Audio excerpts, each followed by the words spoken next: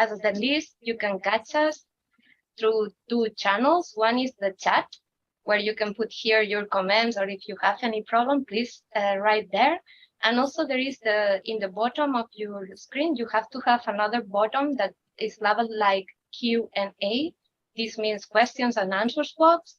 And please don't hesitate to write your questions during the webinar, because it's more easy for us to handle all your requests, questions, and comments after the talk of our invited speaker. That, as you can see in the screen, it is our pleasure that will be today in Barcelona, close to me, like that 1 meter far away from me. And it's the Professor Yiallouros, and he's coming from the University of Cyprus. He's Professor of Pediatrics at the Medical School of the University of Cyprus, and he's a pediatric pulmonist and leads the respiratory physiology laboratory at the same department. He's actively involved in research in the field of environmental and public health, primarily investigating the impact of air pollution and other environmental and lifestyle exposures on child health outcomes. And at present, he's coordinating one of the most connected life actions with the Dutch community, that is the Medea Life project, and also is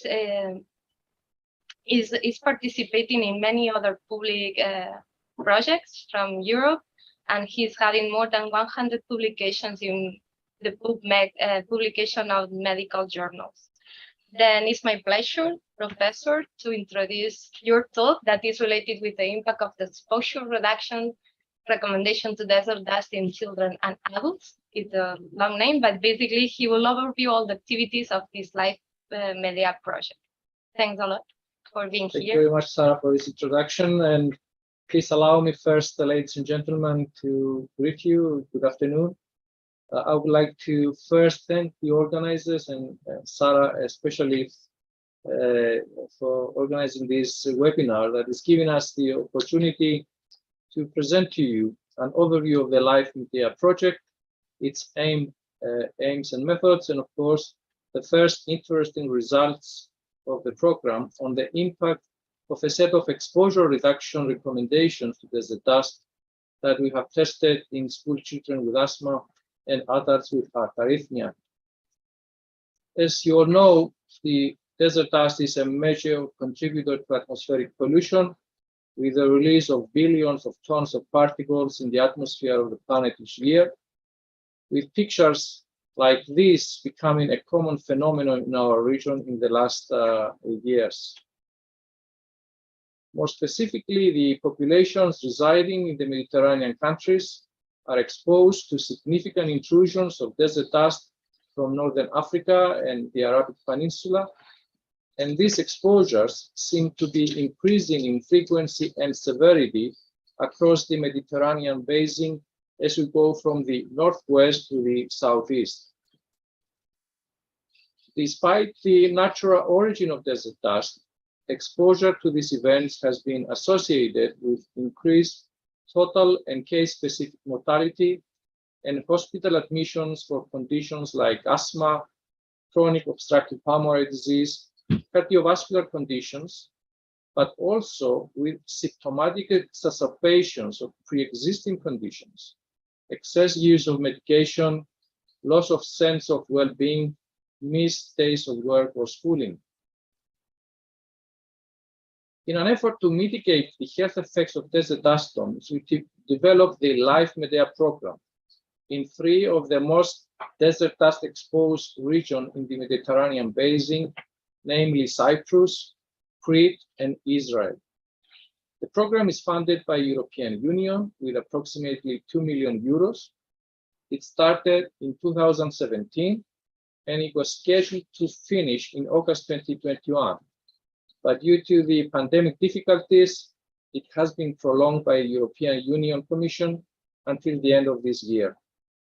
The coordinator of the project is the University of Cyprus, and several other beneficiaries from Cyprus, Greece, and Israel are taking part. The specific aims of the Life Media program were first to demonstrate the feasibility of existing meteorological models to reliably forecast the appearance of desert dust events, and of course the potential of modern communication technologies to communicate the risk and alert the population, especially the vulnerable groups.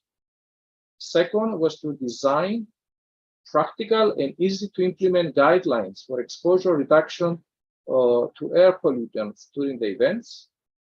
Third, to evaluate which of these guidelines are the most effective to reduce exposure and relate the health effects in panels of vulnerable people like children with asthma and adults with atrial fibrillation.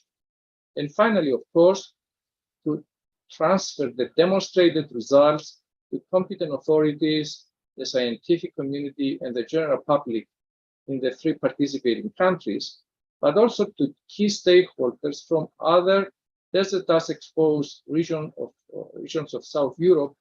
And this is one of the main reasons we are here today with you. The clinical studies of the program were performed in 2 of the most vulnerable population groups to desert dust. These were children with asthma that were recruited from primary schools, and adults with atrial fibrillation, which is the most common type of heart arrhythmia in the adult population, who were recruited from hospital clinics and had previously implanted pacemakers.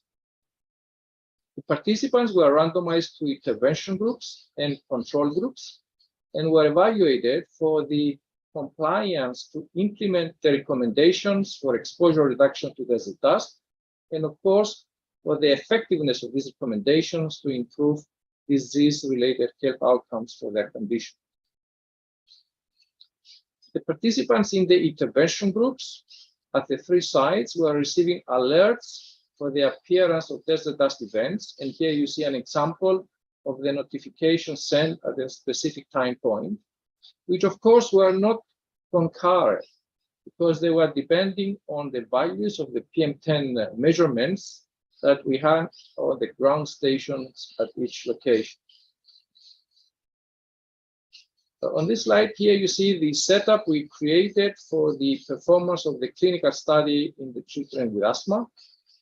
In the center of this study, we had the development of a bidirectional electronic platform that was receiving forecasts and alerts based on the PM10 measurements we had at the ground stations at each site. The alerts were going directly to the participants in the intervention groups, their parents, and of course to their school teachers and school headmasters giving them the alert for the appearance of the event, but also giving them the specific instructions to follow depending on their group of they were participating. And these instructions were in written and animated form. All the children, both those that were participating in the intervention groups, but also in the control groups, were connected to the platform through wearable sensors that were embedded in smartwatches that the participants were wearing throughout the study period. And of course, the participants were assessed at regular intervals for a set of health outcomes that are relating to their disease, the control of their asthma symptoms, lung function, and so forth. And finally, in a subset of the houses and the schools of these children, we perform simultaneous indoor and outdoor air quality measurements that were indicating the exposure that these children were exposed to. The same exactly setup we created for the performance of the clinical study in the adults with atrial fibrillation.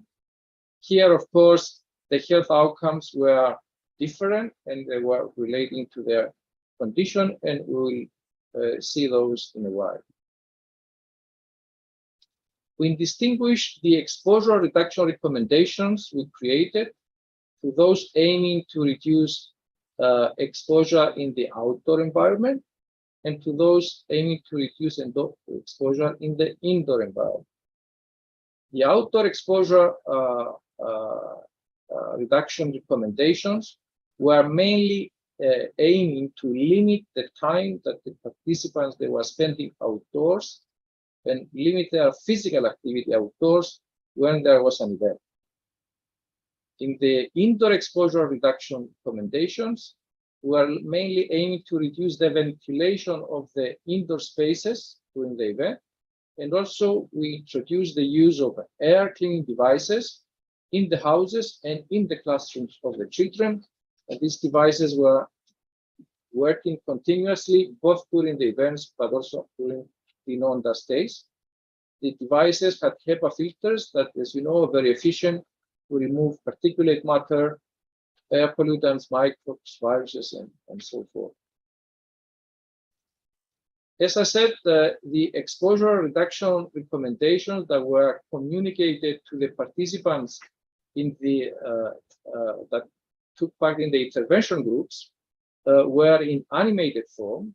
And here I'm going to show you an example of these instructions that were sent to children with asthma for their after-school time when there was an event. Attention, there's increased desert dust in the atmosphere today. Follow these precautionary measures. Minimize the time your child spends outdoors as much as possible. Keep the child at home after school as much as possible for playing and studying. If it's necessary to go out, minimize the transportation time and limit the time spent outdoors.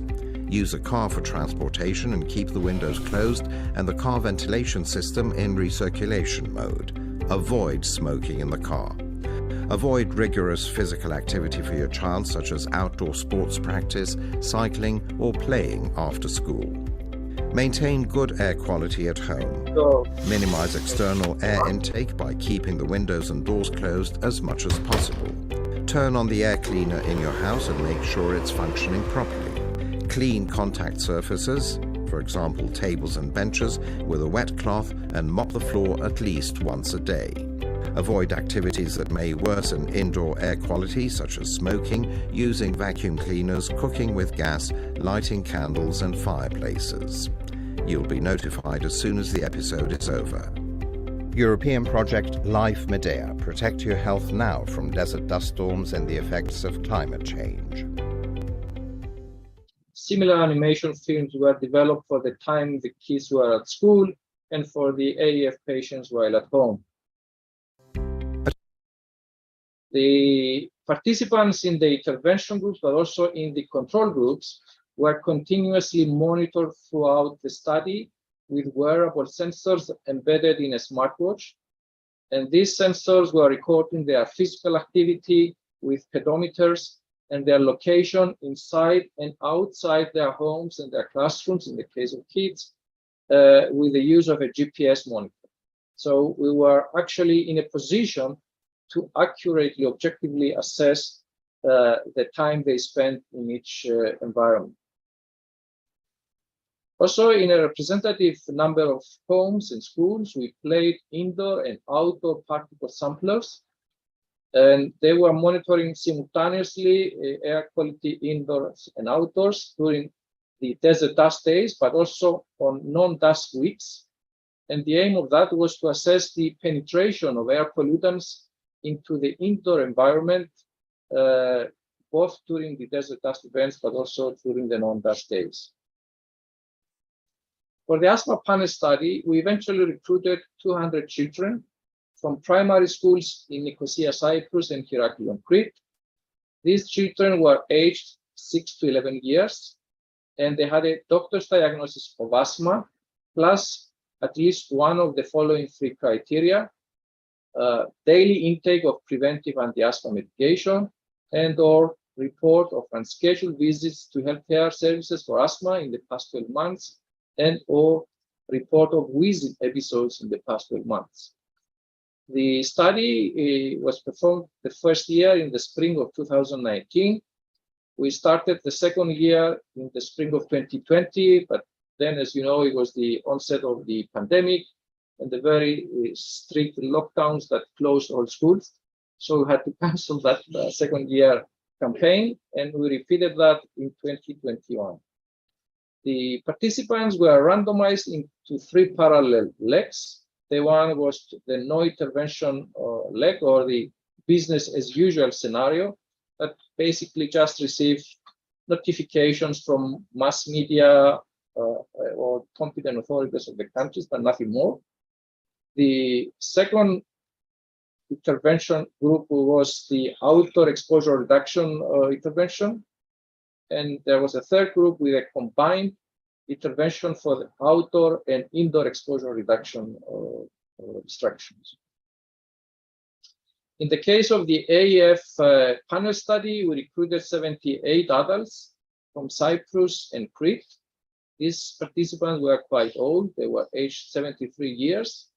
They had previously implanted pacemakers, and they had a confirmed paroxysmal atrial fibrillation from the downloads of these pacemakers. And they were recruited from arrhythmia clinics at the Nicosia and Limassol General Hospitals in Cyprus and the Heraklion Hospital in University Hospital in Crete. The study in this case lasted the whole 3 years, 2019, 2020, and 2021.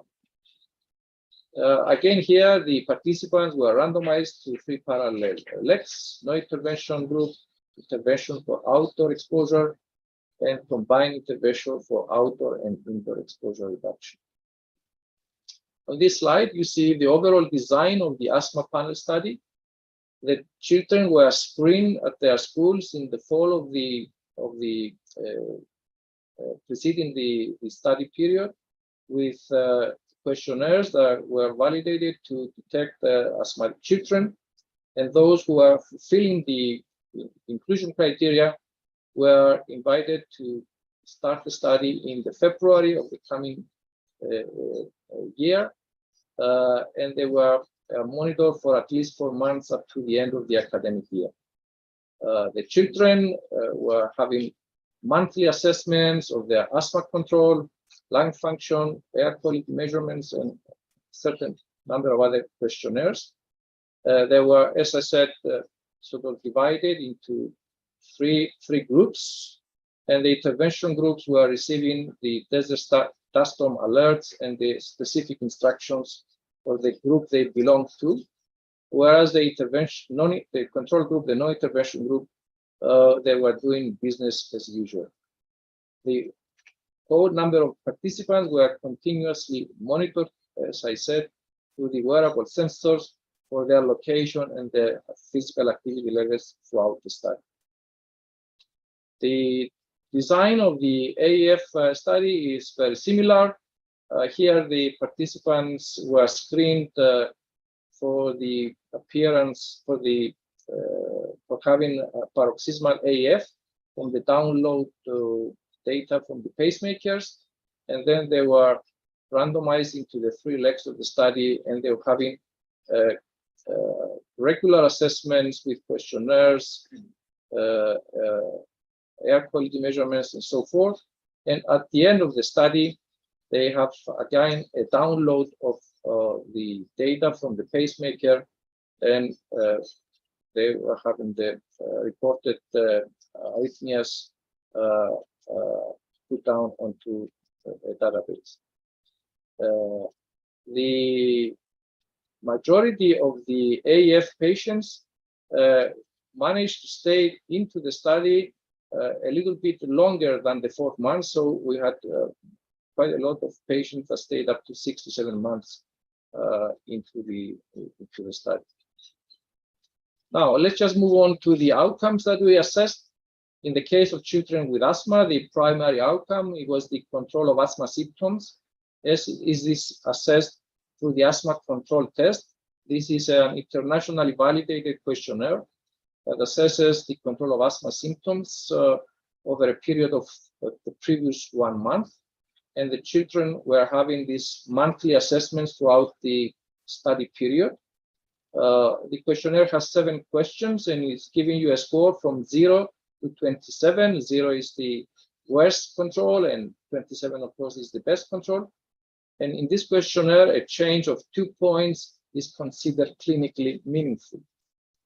We had also secondary outcomes like the use of anti-asthma medication, report of unscheduled visits for asthma to health professionals, and also lung function testing with spirometry and exhaled nitric oxide. And finally, of course, we assessed the allergic sensitization of these children by performing skin prick testing.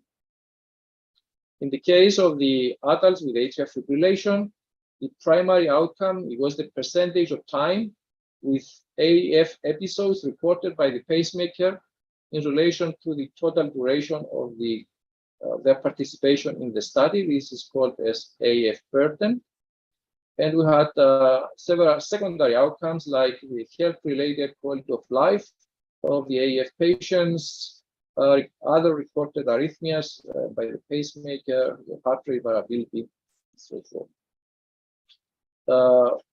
The health-related quality of life was assessed with the AFEC questionnaire. This is an internationally validated questionnaire for AF patients. And this was administered once a month throughout the study period in all groups of the AF patients, while also reporting changes in their treatment, scheduled visits to healthcare for heart arrhythmias, and so forth. Now, let's just move on to the first results from these panel studies.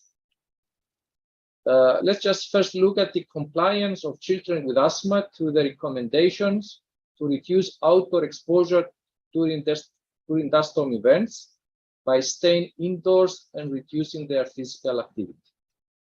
The control group, as you can see on the left side of the slide, they spent 221 minutes outside the house and the classroom during the non-dust days, while on the dust days, they spent 240 minutes.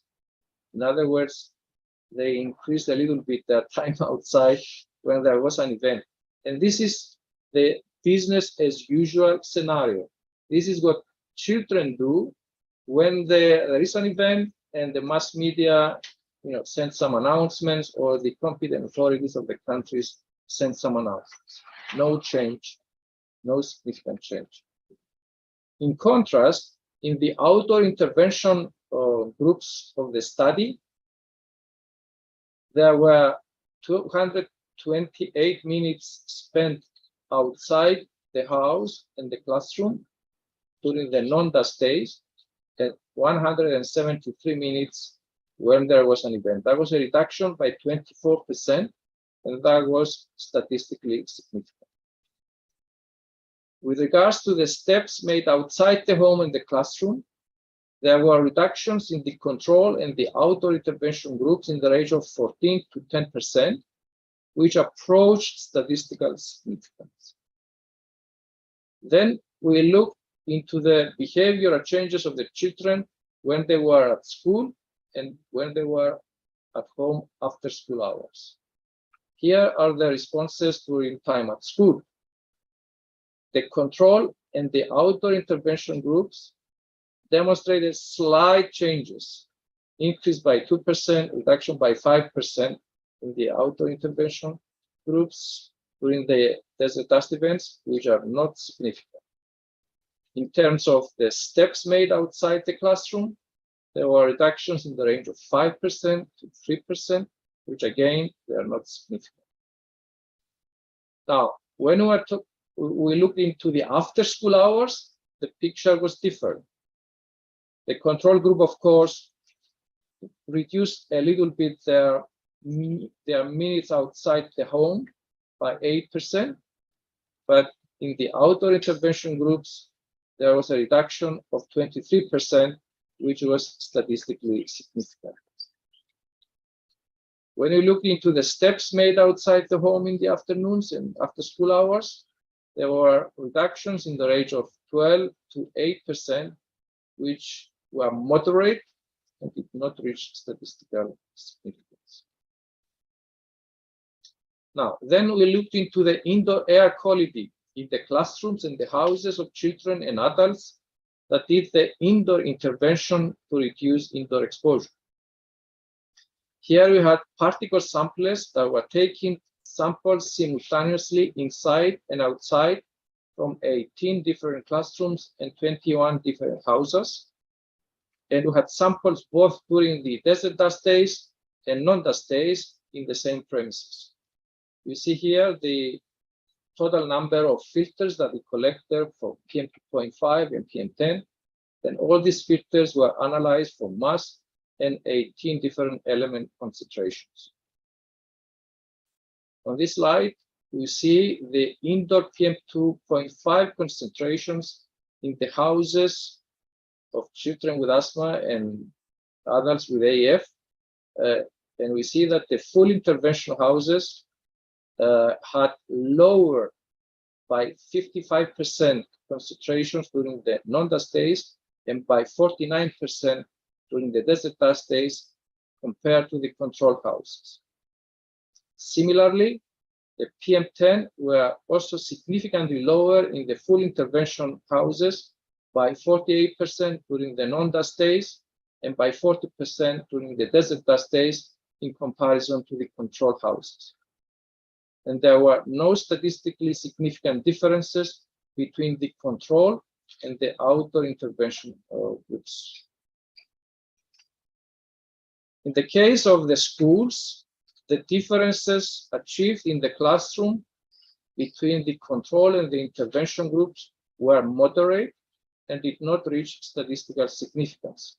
More specifically, the indoor PM2.5 concentrations in the full intervention schools were lower by 28% and 10% during both the non-dust and the desert dust days respectively in comparison to the control premises.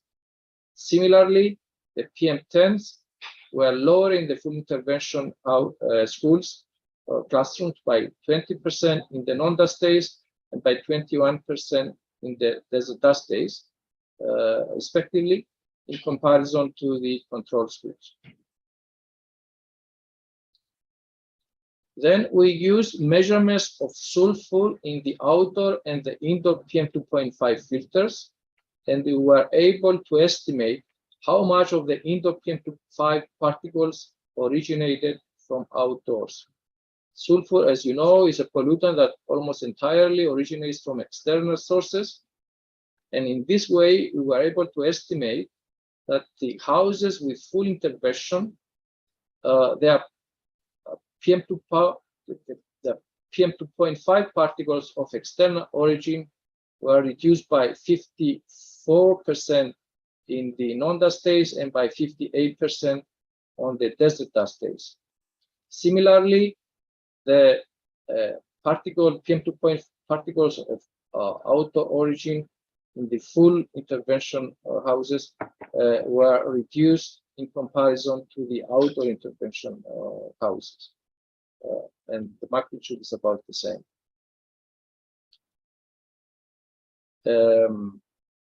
Then we used measurements of silica in the outdoor and indoor PM10 filters, and we were able to estimate how much of the indoor PM10 filter particles originated from outdoors.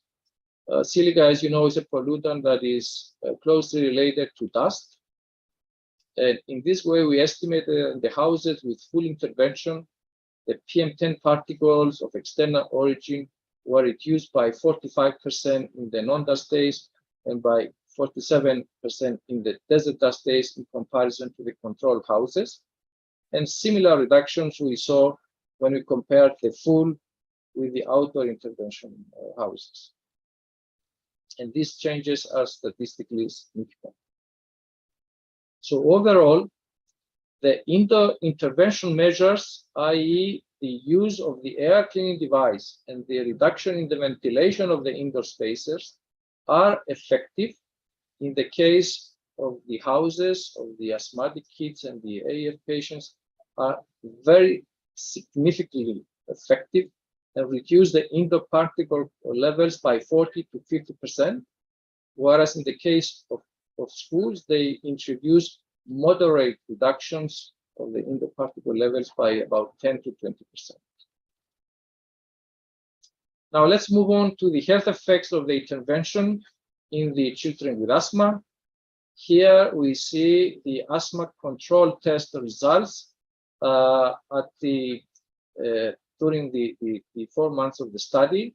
I have to say that at baseline, the three comparison groups were having similar ACT scores, but as they moved on into the study, the intervention groups, and especially the combined intervention group that is indicated by the green line here, showed a fast and robust improvement, whereas in comparison to the control group, whereas the outer intervention group demonstrated an intermediate response. Here we see the changes in the ICT score that have been achieved after adjusting for several confounders like gender, BMI, year of study, and country of study. And we see here that the combined intervention group at the bottom line demonstrates gradual improvement in the ACT score that at the end reached 2.6 points, which are clinically meaningful changes, whereas the outer intervention group demonstrated intermediate responses. Then we divided the children into the children who were atopic, allergic, and those who were not allergic. And we saw that the main response was reported into the group of the allergic asthmatic kids. And you see here the combined intervention group that demonstrates a robust response, which eventually came up to 3.6 points in the ACT score. Statistically significant, of course, but also clinically meaningful. On this graph here, we see the impact of the MEDEA interventions on the exhaled nitric oxide. The exhaled nitric oxide is a surrogate marker of airway inflammation. And when asthma is bad or worse, it's going up. When it's better, it's going down. And we see here the baseline, the middle of the period, and at the end of the study period responses. And we see that the intervention groups had a tendency to have lower exhaled nitric oxide. In the model that adjusted for several confounders, we see here the changes in PPB, but these changes were moderate and did not reach statistical significance in comparison to the control group. Now let's move on into the Aef panel results. Here we see the changes in the quality of life as this has been assessed by the Aef questionnaire. And we saw that the intervention groups from the beginning of the study started to demonstrate significant improvements in the affect score in comparison to the control group. The combined intervention had a more robust sort of response. And here is the model that assessed these changes from the control group. And we see that the combined intervention group demonstrate changes in the range of 6 to 11 sort of points, which are statistically significant, whereas the outer intervention group demonstrated sort of an intermediate response. Here I'm just showing to you the first sections of the Aef questionnaire. And I'm going to draw your attention to the upper left sort of graph, which is examining the quality of life in relation to the symptoms of arrhythmia in these patients. And here you see a very sort of strong signal in the intervention groups, especially the combined ones, in relation to the control group throughout the study. And here, just giving you the first preliminary results from the downloaded data from the pacemakers that looked into the AEF burden. Here is just data from 23 patients. As you remember, we had 78 patients. The completion of the analysis is going to be ready in the next few weeks. And here we see at baseline that the three groups had about the same AF burden, whereas at during the study, after the end of the study, the control group seemed to be having an increase in the AF burden, while the intervention groups seem to be quite stable. This seems to be approaching statistical significance, but this is just preliminary results, and we need to analyze the whole set of data before we come to conclusion about the AF burden. So in conclusion, the recommendations for outdoor exposure reduction in the children with asthma managed to introduce important reduction of the time spent outdoors in these children by 24%, which is statistically significant, and a moderate reduction in the outdoor physical activity by about 10%. The instructions for improvement of reduction of the indoor exposure and improvement of the indoor quality in both children with asthma and adults with AF introduce into the houses of the participants significant reduction in the indoor particle concentrations by about 40 to 50%, whereas at the school level, they reduce the particle concentration at a moderate degree to 10 to 20%.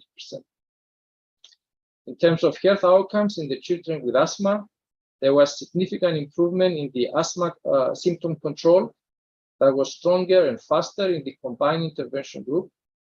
And this improvement mainly appeared in the allergic asthmatic children, and it was in the range of 2.5 to 3 points in the ACT score, which are clinically meaningful. And there was a moderate improvement in the chronic airways inflammation.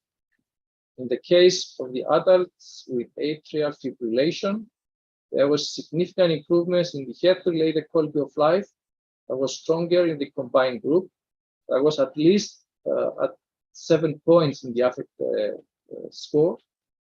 And there are preliminary indications that the intervention groups are doing comparatively better in terms of AF burden in relation to the control group.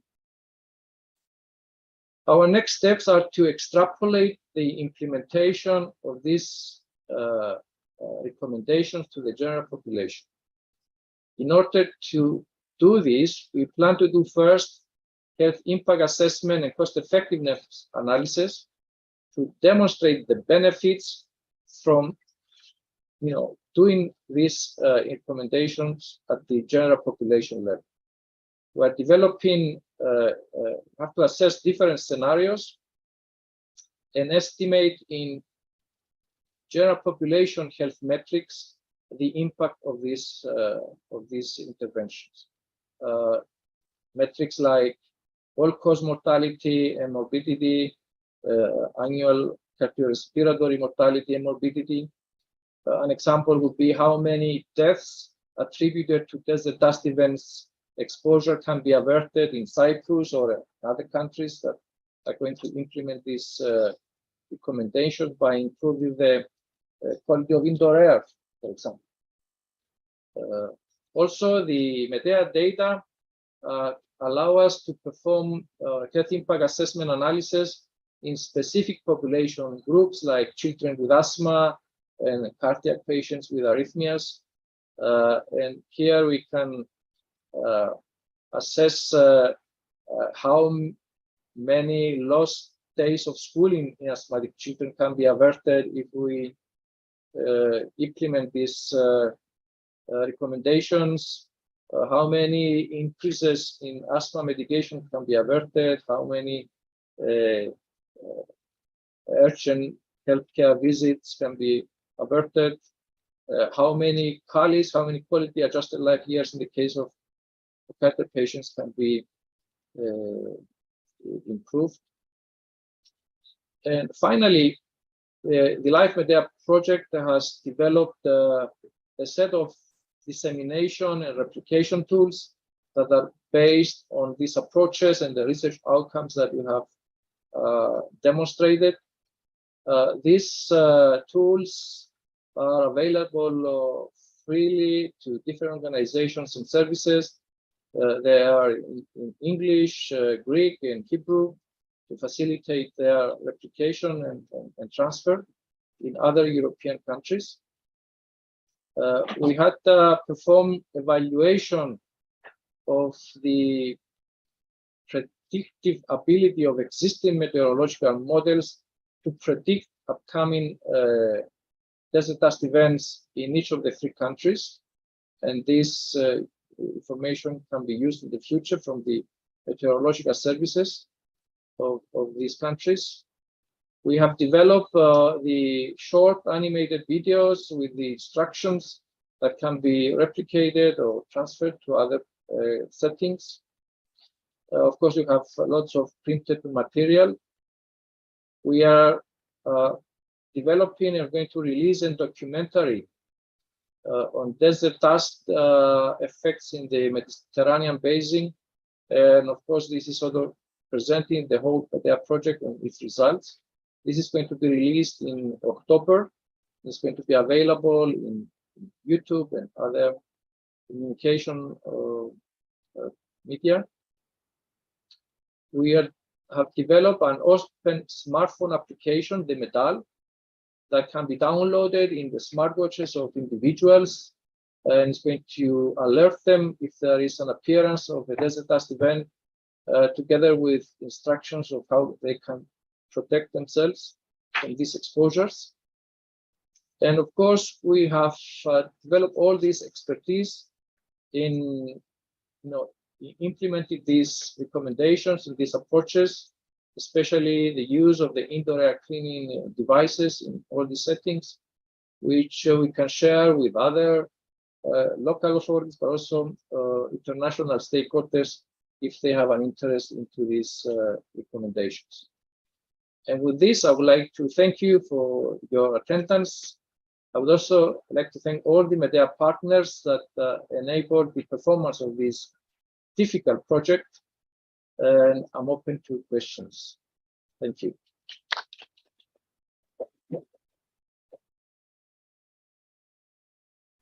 Thanks a lot, Panagiotis, for the nice talk. We have some questions in the chat. I don't know if there is any question in the room, but you can raise your hand. If you see someone with the hand raised, please tell me, because they're behind me. And I don't know, we can give you voice if you prefer, because we can come back to this fancy thing that is the person that write the question can talk directly with the speaker. In that case, our first question is coming from Esther Ganem, that I am going to search her in the list of participants, and I will give you voice, Esther. Just you can ask directly to. Yeah, good afternoon, everyone. Thank you so much for the nice presentation. Well, it wasn't clear to me whether the pool size difference, like as far as I remember, 60 and 111. So whether this affect the results, the significant difference in the performance in non-dust versus dust days, and part of it as well, it's not clear to me the percentage of asthmatic children that were tracked in schools versus at home. So because as you mentioned, the percentage is only up to 20% decrease in the quality of the air in schools compared up to 50% at home. So would this affect as well the clinical symptoms of asthmatic children? Thank you. Well, let me just start from the second question, which I understood well. You need to tell me a little bit more about the first. So what we recorded here is the response that these children demonstrated after having these instructions the same way at school and the same way at home. And obviously, the response, the behavioral changes that were introduced into the school environment were not as good as the ones that were introduced into the home environment. And there are probable reasons for that.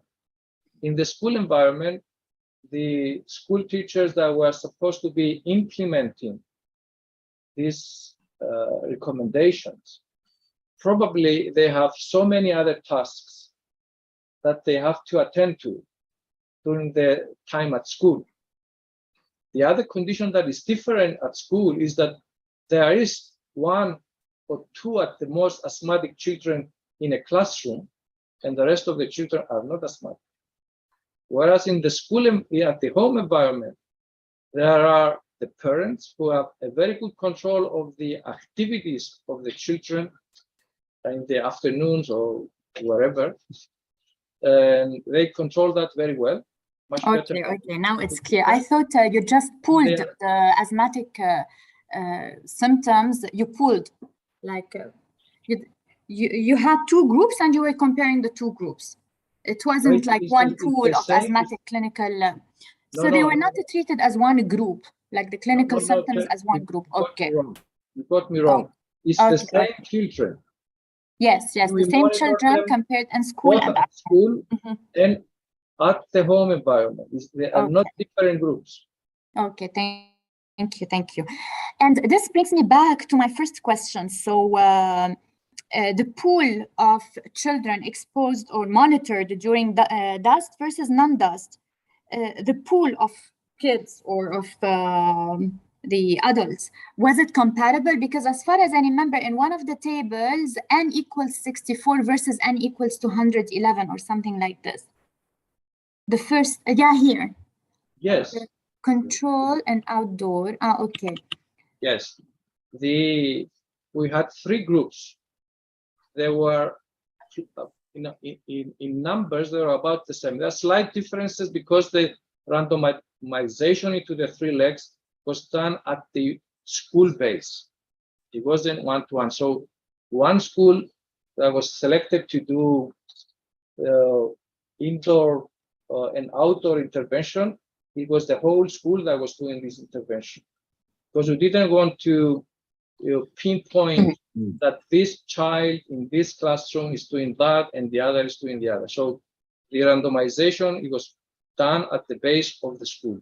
So there are slight differences in the numbers of the groups, but they are about the same. So there were 3 groups. There was the control group, there was the outdoor intervention all-in group, and the combined intervention group, which was doing the outdoor and the indoor intervention. Okay, thank you so much. This data here that we are sort of using for the outdoor intervention, we are using children from both intervention groups.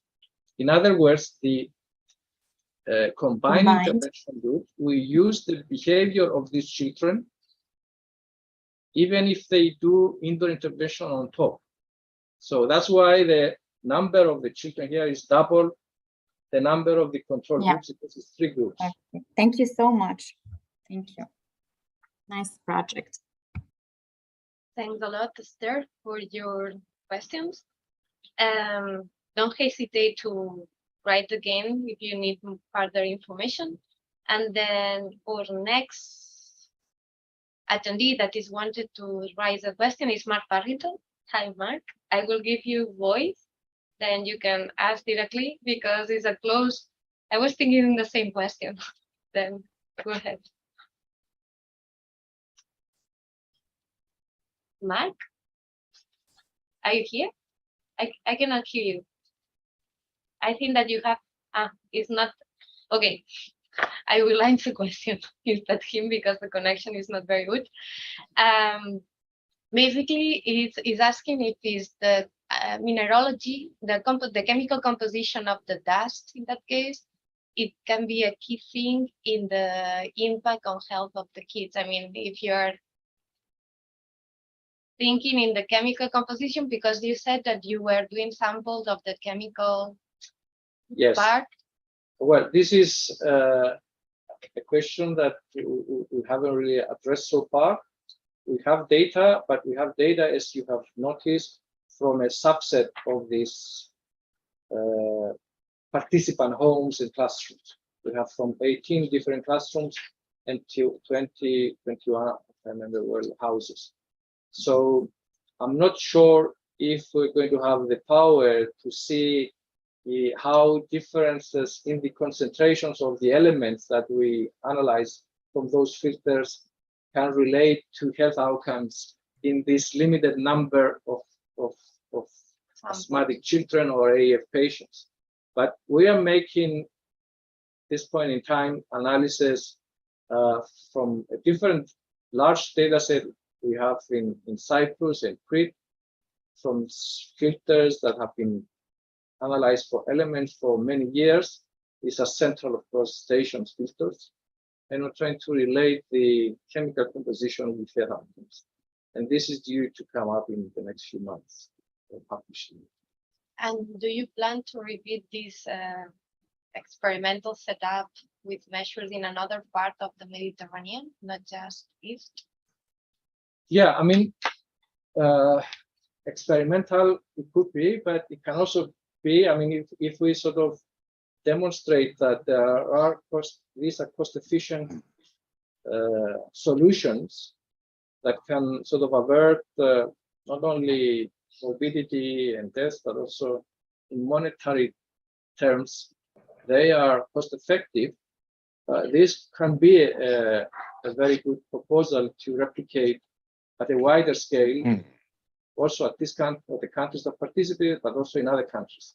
And of course, there is room to replicate even an experimental and basis and measure larger populations, other groups of patients, and so forth. We have more questions. Dale, I'm searching Dale Economo. I will give you right to speak, and you can now theoretically launch your question to the speaker. Thank you. I hope you can hear me. It's good to A little have the bit right to weak. speak. Can you Sorry. up your volume of the micro? Yes, good question. I can try. A little bit better, but you can hear him? Yes. Can you hear me? He can. Yeah. Panagiotis can hear you. Then go. Okay, I'll try and shout. So firstly, thanks for an excellent talk. I really enjoyed it. I may have misunderstood, but I think the individuals were receiving alert for the interventions on dust days. So my question is really whether we can see how much diagnose, in other words, the effect of the beneficial intervention to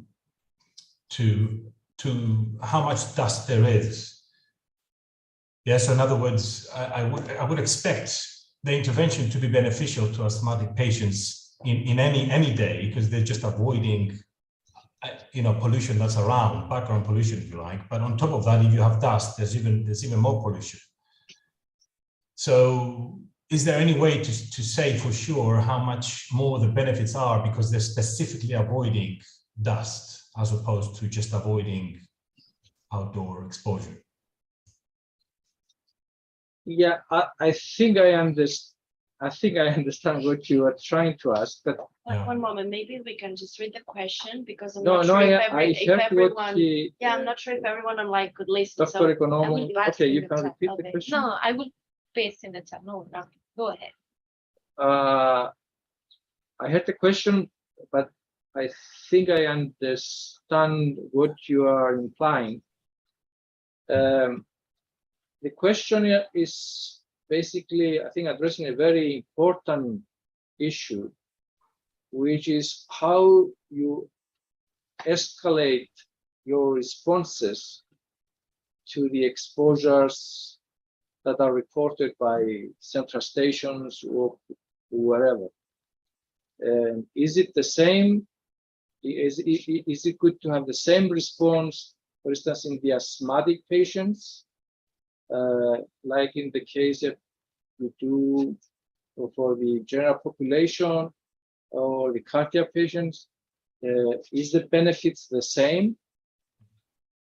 Shall we sort of make and escalate the responses depending on the levels? And this, of course, is a very big question.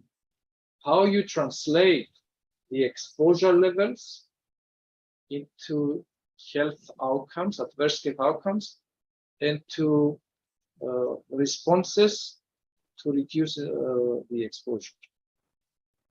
There are air quality indices for anthropogenic air pollution, of course, that are circulating around. They don't seem to be validated or confirmed in any scientific way. Most of the cases. For desert dust, for sure, there's nothing. And this is a whole new field of research to see, not just for the general population, but for specific vulnerable groups that may have a different sort of scales and levels of reaction or intervention. What are the thresholds? When do you start doing that? When do you do more sort of strict sort of measures and so forth? I'm not sure if this was the meaning of your question, Dr. Econom. Yes, absolutely. Thanks for the answer. So the answer is we don't know. Sarah, I have a comment. Go ahead. Yeah, first, I'm really impressed with the very, very good outcome of this study. This is one of the rare, I would say, addressed to health effects due to the dust. Related to the previous question, if I well understand, not explicitly said, but I understand that the question was how to warn the community if dust is coming, if I'm not wrong. If this is so, I think we have to really collaborate, your medical community with us as the SWAS community. Today, we are in a position to quite accurately predict the incoming dust. So this means some kind of warning can be relatively easy issued to the local community. And if this is so, Panayotis, do you see the value of this information, for example, in some of the future studies, focusing really to dust, not to general air quality index or concentration? Yeah, one thing is the forecast. And we have seen from the data that were collected from Crete and Cyprus and Israel that in Crete, the forecasting with the existing models was quite good because Crete is mainly impacted by North Africa sort of dust. In the case of Cyprus, they predict that the forecasting ability was low because quite substantial part of the dust that is coming to us is coming from the Arabic Peninsula and the Syrian desert. And the measurements there, the meteorological measurement, that's what the meteorologists tell me. There are very few, so there are events that they cannot really forecast. So this is one thing. And of course, the other thing is how to communicate the forecast, but also the alert to alert the people when there is dust on the ground, because the important thing is to be on the ground, not just above. So from this study, it's clear that if you send personalized messages to people, the responses are better. If you send emails, SMS, you have a special application in your mobile phone that is directly and immediately sending you a message that there is an event, you can take sort of precautionary measures, stay out from there and so forth. This seems to be more effective, especially at the individual level. As you have seen at the school level, this didn't really work. A little bit, but not much. So instead of just waiting for the mass media to issue an announcement or the air quality authority to issue an announcement that people may see, may not see, the schools may see, may not see, it's very loose, this type of response. So one thing is that, and it can be evaluated, I mean, in a more sort of organized way. Okay, thanks. Constantina had Okay. Yeah, it's actually related to what you were talking about. So my question is about how you inform the population. I guess that during the duration of the project, you had some established channels to reach the people that were participating in the clinical studies. But for example, since one of your next steps were to try to reach the wider population, I was wondering how were you planning to do so? If you were planning to collaborate maybe with public authorities, or if there are any challenges related to this part of informing the general population. Yeah, there are two levels towards this direction. The one is the public authority sort of level, and the other is the individual level. For the individual level, the citizens level, is the awareness, all these tools that we are creating, the smartphone application that we have created and it's been released by IoT, and this can be downloaded into people's sort of smartphones, and it can give them notification that there is an event and the levels are such and such. You can do such and such, based on these recommendations. But at the health authority or the public health authority level, we are sort of, we have in our consortium the regulatory authorities of Cyprus participating, and they're going to review their strategic plan for desert dust based on these recommendations. We don't know the outcome of that review yet, but hopefully they will take in serious consideration these approaches and these recommendations. So you can work on both levels, at the general community level, but also at the individual level, which is also very important. And the individual sort of notifications seem to be a lot more efficient than more general. Can I make one comment? The application that was developed during the project and basically carried out the duration of the study, now it's open for the public, but most importantly, I think, is the contribution of the public authorities. The island of Cyprus, the collaboration we have with the public authorities is very good. Their eagerness to help for the desert dust problem is very extensive. What we have done is that we have connected their live network of monitoring from the different stations. It feeds all this information to our platform. We have agreed with them an algorithm that when this algorithm has been fulfilled, automatically the platform will send out the warnings. So in this way, it can be a very easy to maintain system without the need to rely on the individual or funding or anything. So hopefully we will see this in the next year, really be accepted by the public.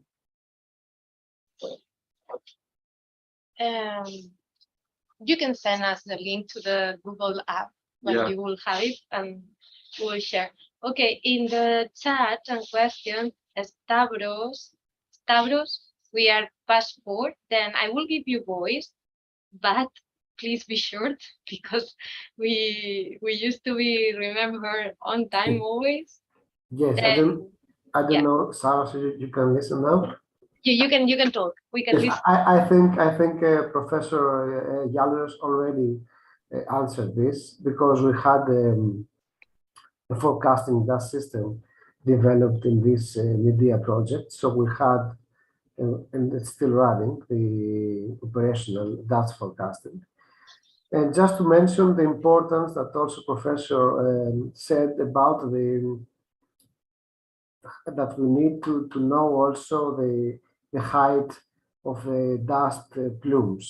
I mean, if they're close to the ground or detached, because you know very well that this very hard event we had several years ago, that how the topography played a crucial role there, and the dramatic concentrations of dust stayed for several hours inside the big cities of Heraklion and Chania and other areas in Crete. And this situation is also similar to Cyprus and also to Israel.